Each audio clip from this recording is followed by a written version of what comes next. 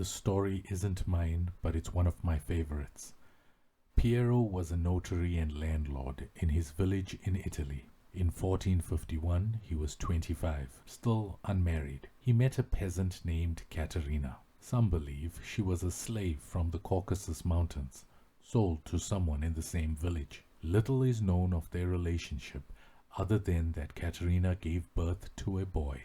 Piero and Caterina could never marry because she had no social standing. However, Piero accepted his child into his home.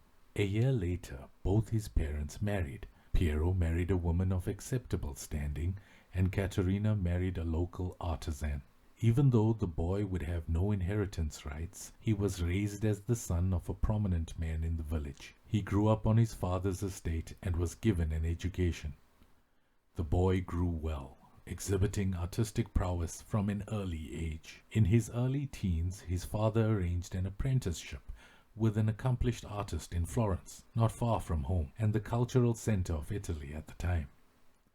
At the age of 20, he moved away from Florence to the military stronghold at the time, Milan. He spent 17 years there, completing 6 pieces. One of them was a fresco painting at a convent in the city, and it is thought to be one of the artist's most famous works. It was almost lost many times over the centuries, but it still stands in the same place today. When he was 50, he went home to the city he had grown up, where he was celebrated as a renowned native son. It was here that he painted what is arguably his most famous work. It's a half portrait of a very simple-looking woman. We know very little of her other than that she meant a lot to him. He carried this painting around with him the rest of his life and was his most prized possession. I don't believe it was his finest work, but I do believe it was the most important piece to him. Some of his work was lost.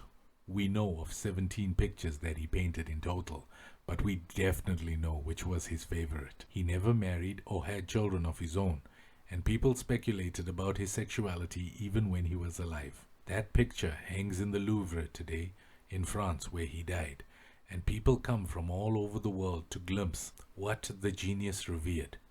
My question to you is, who do you think that painting is of?